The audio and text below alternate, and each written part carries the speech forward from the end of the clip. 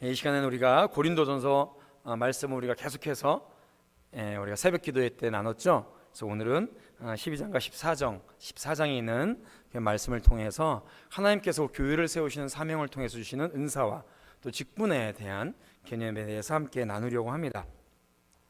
하나님께서 믿는 모든 자에게 은사를 주셨습니다.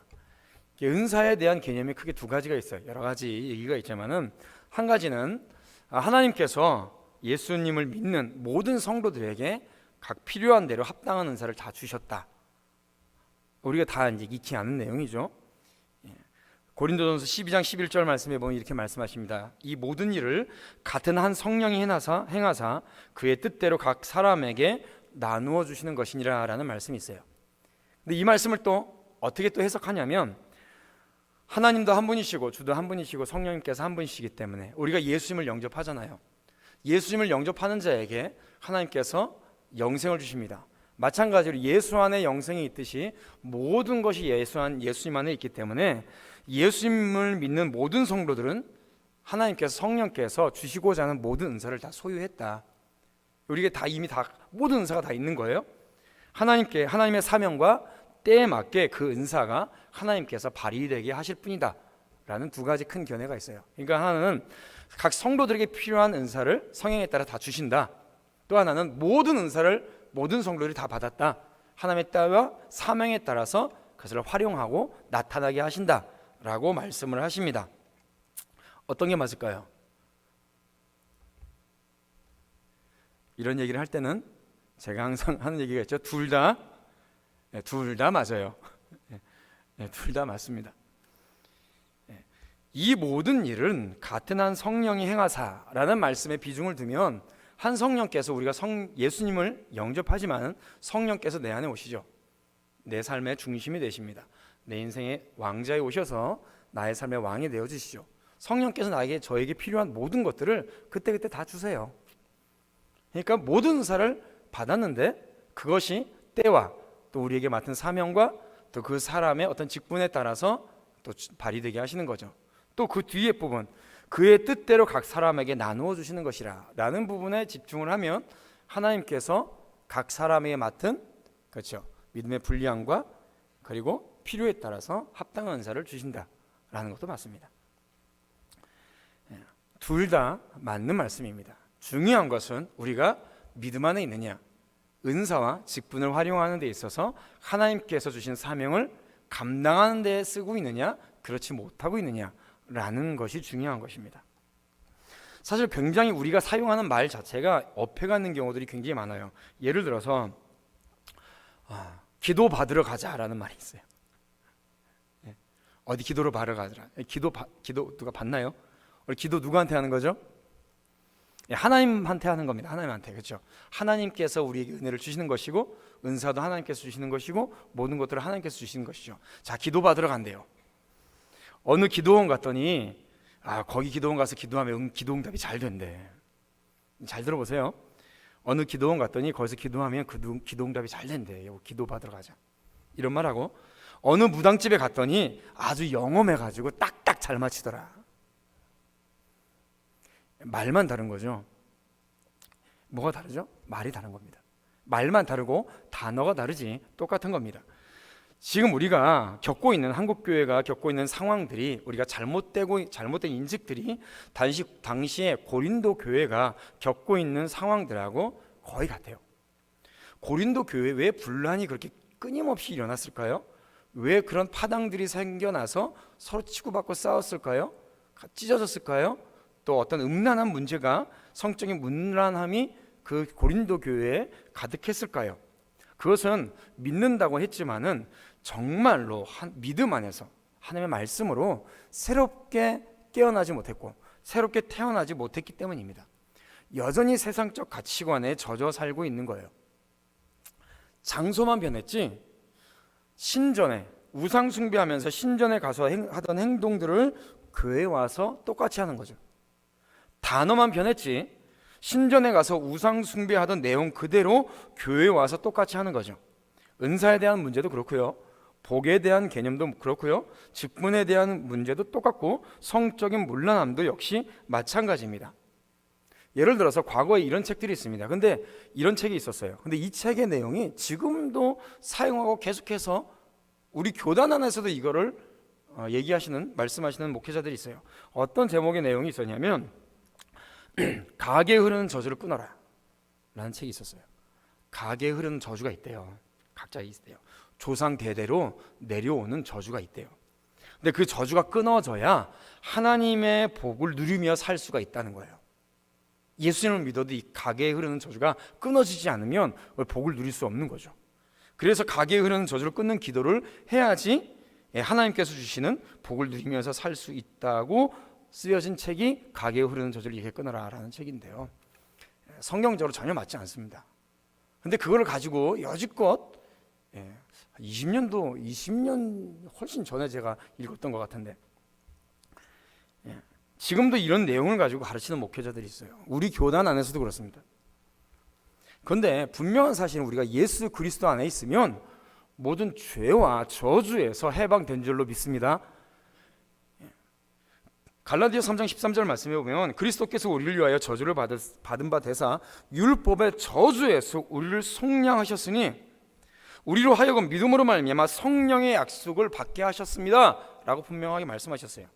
로마서 5장 8장 15절 말씀에도 너희는 다시 무수하는 종의 영을 받지 아니하고 양자의 영을 받았으므로 우리가 하나님을 누구라고 불러요? 아바 아버지라고 부르죠. 아빠 아버지라고 부르죠. 저주가 있었던 거 다 끊어졌어요. 해방되었어요.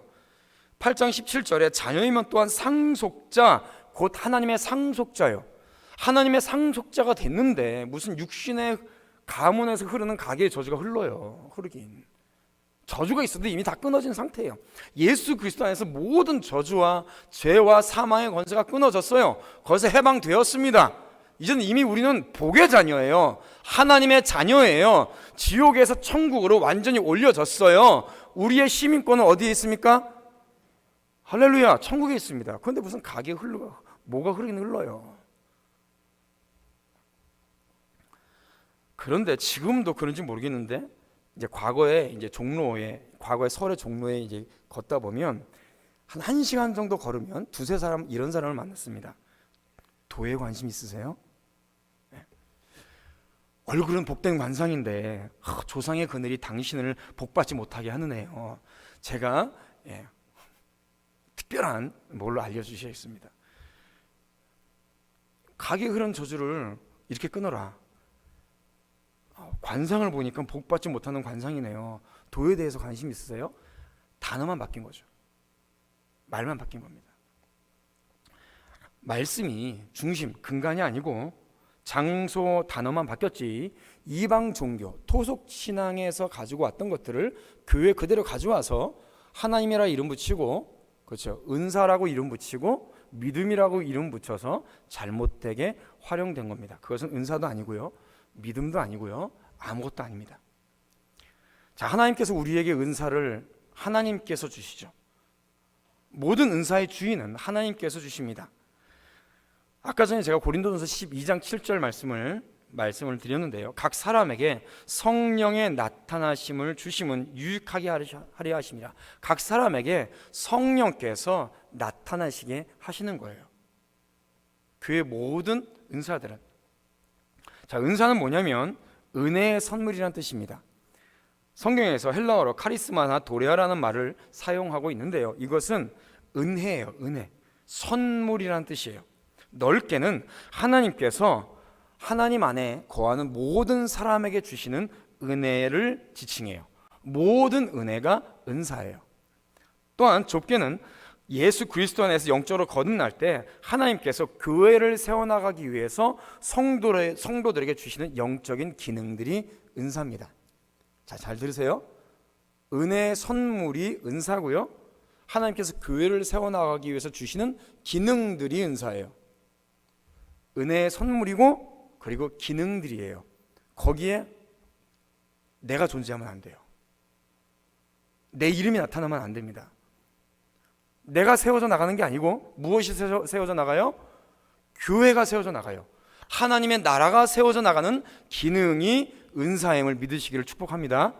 그렇기 때문에 뭐 어떤 특별한 은사를 받았다고 뭘 또 좀 잘한다고 뭘 했다고 해서 내 이름 내세우고 내가 뭘 했네 안 했네 그걸 내세울 필요가 없는 거죠.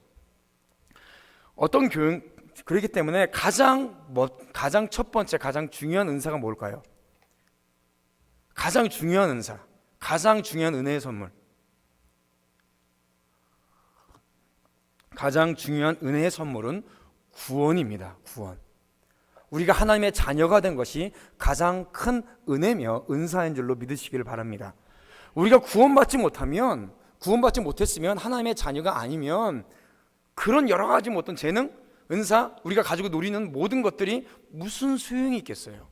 구원이 은혜예요. 구원이 선물이에요. 구원이 가장 큰 은사입니다. 그 다음에 기능들이 필요한 거예요. 기능들이 필요한 거예요.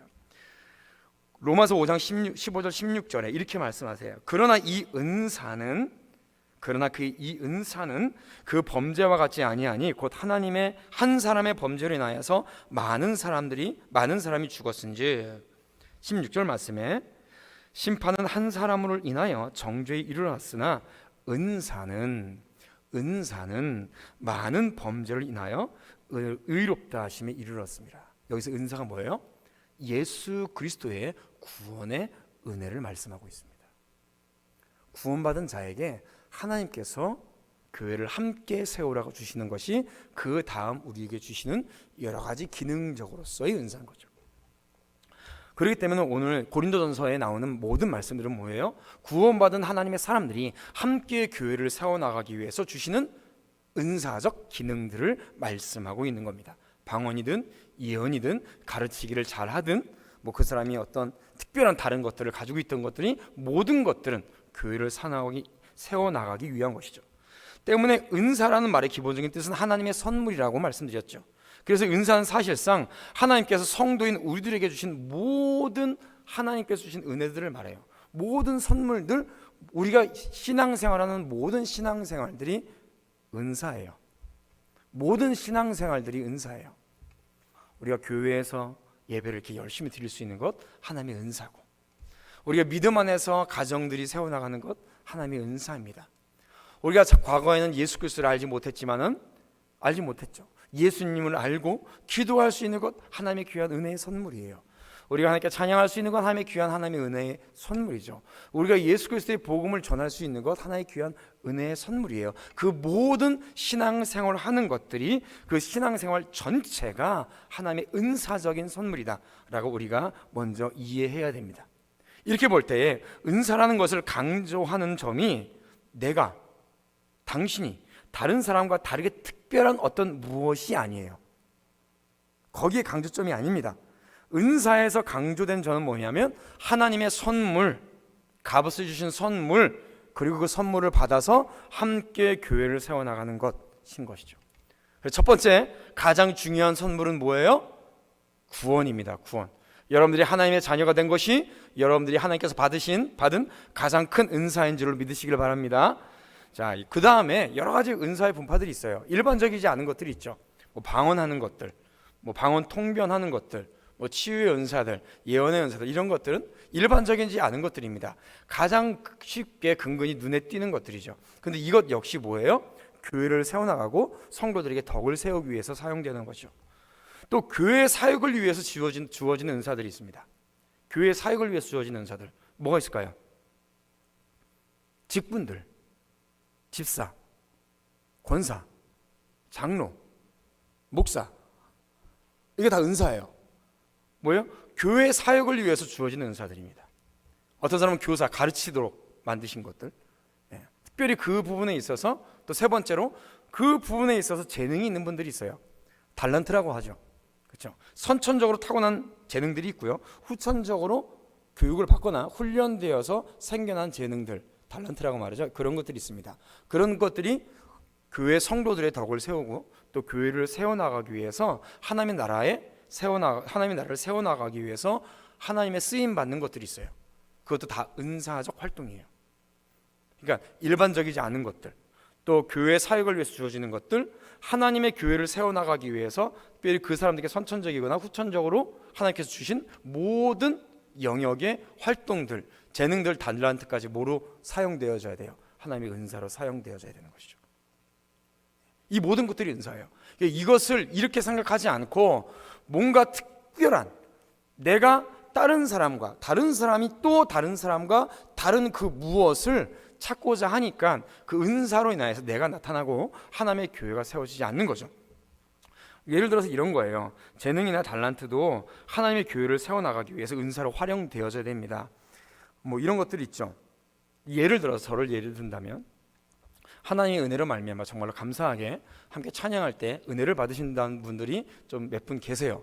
저에게는 정말 신비한 일입니다. 왜냐하면 저는 타고나기를 음치로 태어났거든요. 음치와 박치로 태어났어요. 옛날에 이제 어렸을 때 이제 학교 선생님들이 가정 방문을 하잖아요. 가정 방문을 하면 학교 선생님이 저희 집에 와서 가정 방문을 하면 꼭 한마디씩 하시는 말씀이 있었어요. 용훈이는 얌전도 하고 공부도 하고 그러는데 왜 그 말을 하시는지. 음치예요. 음치예요. 근데 담임 선생님들이 음악을 전공하시는 담임 선생님들이 많았어요. 그러니까 교회 와서 가정 방문을 하면 용훈이는 음치예요. 제가 하나님의 사명으로서 사역자가 되야겠다라고 제가 이제 다짐을 했죠. 결단을 한 다음에 사역자가 되면 예배 인도자가 되어야 되잖아요.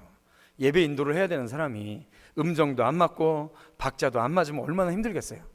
그러니까 많이 연습했죠. 기도하면서 제발 찬양 한 곡이라도 제대로 부를 수 있게 해달라고 기도하면서 열심히 연습했습니다. 그래서 요 정도까지 된 거예요. 뭐예요? 선천적으로는 저는 노래를 잘할 수 있는 사람이 아니에요. 근데 뭐예요? 하나님의 교회를 위해서, 하나님의 사명을 감당하기 위해서 기도하면서 하나님께서 주신 모든 것들을 동원해서 열심히 애쓰고 기도하며 노력했더니 이 정도까지 세워졌죠. 뭐예요? 교회를 세우기 위해서 하는 모든 활동들이 무엇으로 활용된다? 은사로 활용된다. 그런 것까지 다 은사라는 거예요. 또 은사로 활용돼야 됩니다.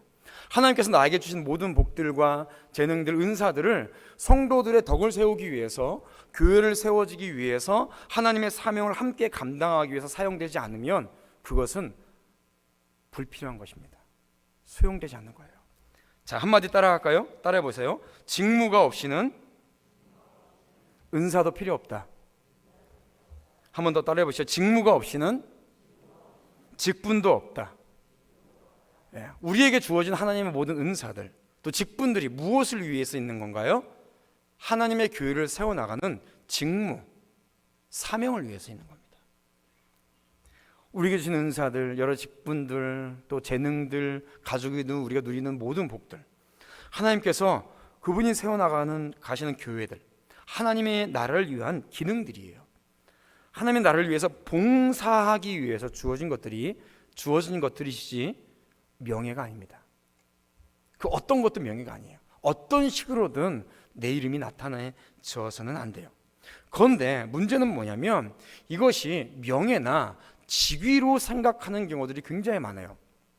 예를 들어서 서리 집사로 됐다가 안수 집사가 됐어요.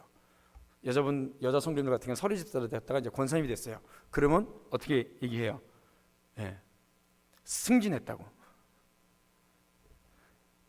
승진한 게 아니고요, 더 많은 책임과 의무를 그 어깨에 짊어지게 하는 겁니다. 교회를 세워나가고 또 그 직분을 감당해 나가라고. 그러니까 직분이 지워지면 지워질수록 기도해야 되는 시간이 더 많아야 될까요? 적어야 될까요?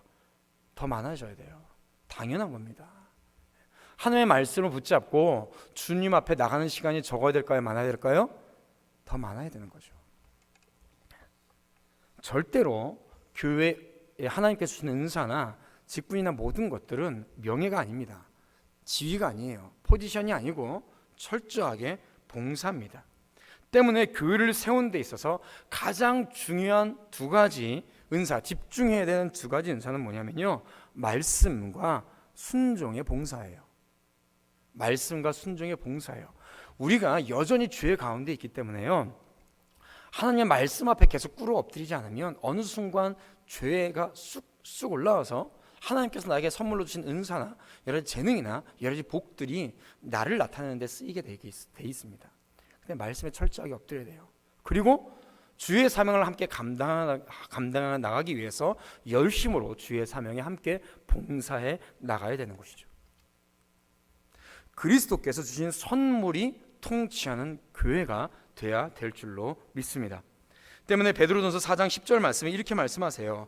은사를 받은 대로 하나님의 각양 은혜를 맡은 선한 청지기 같이 봉사하라. 선한 청지기 같이 뭐 하라고요? 봉사하라. 우리에게 모든 주신 은사와 선물과 재능들과 직분은 봉사를 위해서 있는 겁니다. 우리 마지막으로 우리가 읽은 40절 말씀을, 오늘 읽은 40절 말씀을 읽어보도록 하겠습니다. 40절 말씀입니다. 시작. 모든 것을 품위 있게 하고 질서 있게 하라. 할렐루야. 품위 있게 하라, 질서 있게 하라 라고 말씀하세요. 자, 품위 있게 하라. 인격적으로 올바른 성숙의 단계의 모습을 갖추고 있어야 된다는 것을 말씀하십니다. 그 은사를 통해서 하나님께서 나에게 주신 모든 은혜의 직분을 통하여서 올바른 성숙한 모습을 가지면서 품위 있게, 쉽게 얘기하면 성숙한 모습을 가지고 있어야 된다는 것을 말씀하십니다.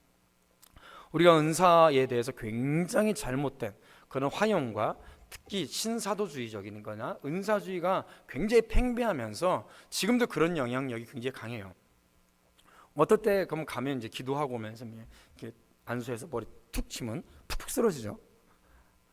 그런데 이제 좋아라고 찾아갑니다. 푹푹 쓰러 뭐 거기까지는 좋아요. 거기까지 좋은데 어디 갔더니 더 심해요. 뭐 이상한 소리 냅니다. 빽빽대는 소리 내고요. 동물 소리 내고 그러면 그 영혼이 무슨 동물과처럼 됐기 때문에 그 죄성이 그렇기 때문에 그런 거라고. 뭐 이런 얘기를 하고 목 같은 은사를 받았다라고 그러고 이런 얘기를 합니다. 뭐 어디 가면 방언을 가르쳐 준다라고. 다 비성경적인 거예요. 물론 그분들이 말씀하시는 것 중에서 웨슬리의 성령 운동에 그런 일이 일어났었다라는 말씀을 하시는 분들이 웨슬리 성령 운동에 대해서 많이 얘기를 해요. 그런데 웨슬리의 성령 운동에는 그런 일이 일어난 적이 없습니다. 쓰러진 적은 있어요. 왜 쓰러졌을까요? 그게 중요한 거예요. 현상이 중요한 것이 아니라 왜가 중요한 거예요. 이것이 성경적이냐 성경적이지 않느냐라는 것이 중요합니다. 사도행전 2장 말씀에 3장에 보면 베드로가 기도한 후에 성령의 충만함을 받은 이후에 나가서 주의 복음을 전합니다. 그리고 죄에 대해서 설교를 하죠. 그러면서 그들이 굉장히 그 죄에 대한 충격을 받고 소리를 지르며 기절하듯이 그들이 쓰러져요. 웨슬리의 성령 집회는 그런 일이었어요. 그들이 쓰러집니다. 기절하듯이 쓰러져요. 처음에 웨슬리도 이것이 무슨 일인가, 하나님의 말씀을 선포하는 이 전도 사역에 사탄이 어떤 회방을 놓는 것이 아닌가라는 생각을 먼저 했다고 합니다. 근데 가만히 들어보니 그들이 쓰러지면서 얘기하는 것이 사도행전 2장과 3장에 나오는 그런 사역과 동일한 거예요. 웨슬리가 죄에 대한 설교를 굉장히 많이 했습니다. 웨슬리의 일기에 나온 얘기예요. 그가 죄에 대해서 선포하고 얘기했을 때 그 충격적인 웨슬리의 설교를 듣고 성령께서 하신 일이죠. 그들이 심령 속에 큰 충격을 받아서 그냥 그 자리에 주저앉는 거예요. 그러면 소리치는 거죠. 나는 이제 죽게 되었다. 내가 갈 곳은 지옥밖에 없구나 라고 그들이 소리치면서 울부짖는 거죠. 웨슬리가 그것을 깨닫고 다시 예수 그리스도의 보혈의 은혜와 부활의 은총을 설교를 합니다. 그러자 그들이 그것을 듣고 예수 그리스도를 영접하며 평안함을 얻고 회개를 하게 되죠. 이게 웨슬리의 성령 사역의 전체적인 내용이에요. 그리고 웨슬리는 그 이후에 이러한 성령의 사역보다는 인격적인 변화, 성화에 초점을 맞췄어요. 칼빈이 말한 것과 동일하죠. 그렇기 때문에 웨슬리의 사역을 들리면서 뭐 기도하면서 쓰러져 꽥꽥거리고 이상한 소리 하고 이것이 맞는 것이다 라고 말씀하시는 분들은 간단해요. 공부 안 한 거예요. 웨슬리의 성령 사역에는 그런 일이 없었고요. 이 얘기는 웨슬리의 일기에 직접 나오는 얘기입니다. 또한 이 모든 은사와 직분은 질서에 따라서 행동해야 돼요. 영적인 질서의 권위가 있어요. 아까 웨슬리의 사역에서도 성령의 은혜에 따라서 죄에 대해서 설교했을 때 그들이 성령의 큰 충격을 받고 또 복음이 전했을 때 믿지 않던 자들이 구원을 얻게 되었죠. 이게 성령에 따라서 나는 질서예요. 또한 교회의 은사의 활용도 마찬가지입니다. 질서에 따라서 말씀해요. 고린도전서 12장과 또 14장에 말씀하시는 분들이 은사를 사용하지 말라는 것이 아니라 은사를 사용하되 질서에 따라서 인격적으로 성숙한 상태에서 사용할 것을 말씀하고 있는 거예요. 목회자의 그런 말씀의 인도에 따라서, 당회의 인도에 따라서 모든 것들이 질서 있게 운영되어야 되는 것이죠. 교회에서 운영되는 모든 것들이, 모든 사역들과 활용들이 교회 질서에 맞춰서 활용되지 않는 것은 명확하게 교회법상으로는 불법입니다. 그것은 제대로 하나님의 질서에 맞춰서 사용되는 것이 아니에요. 그렇기 때문에 어떤 사역을 할 때에 담임 목사님과 특별히 당회의 그런 지도에 따라서 이루어져야 돼요. 그렇지 않으면 그것이 자칫 잘못하면 교회 분열을 초래하고요, 교회를 깨트리고, 교회를 세워나가는 것이 아니라 교회를 깨트리고 성도들에게 무엇을 줍니까? 상처를 줘요. 그래서 교회가 분열되게 돼요. 아무리 내가 생각하기 옳은 것이고 합당한 것이라고 할지라도 담임 목사님과 당회의 질서에 따라서, 그 지도에 따라서 이루어져야 되는 것입니다. 그래서 마지막으로 은사에 대해서 결론을 내릴 때 하나님께서는 사도 바울을 통해서 모든 것을 품위 있게 해야 하고 모든 것을 질서 있게 하라라고 주님께서 우리에게 말씀하시고 또 마지막으로 권면해 주시는 것이죠. 사랑하는 성도 여러분, 우리 교회가 하나님의 귀하게 사명을 감당해 나가는 교회가 되기를 바랍니다. 하나님의 은사적 교회가 되기를 바랍니다. 하나님의 은사적 교회라는 것은 하나님께서 주신 모든 선물을 통하여서, 하나님께서 주신 모든 은사와 직분을 통하여서, 그 재능을 통하여서 하나님의 사명을 함께 이루어 가는 교회를 하나님의 은사적 교회라고 말씀하고 있어요. 원하기는 우리가 앞으로도 계속해서 기도하면서 한 마음과 한 뜻으로 정말 함께 기도하며 성도들을 사랑하고 교회를 세워져 나가서 이 지역과 이 나라의 부흥을 선도하며 주의 사명을 감당해 나갈 수 있는 우리 복된 교회와 성도들 되시기를 주님의 이름으로 축원드립니다. 주의 영광 이곳에 가득해 우린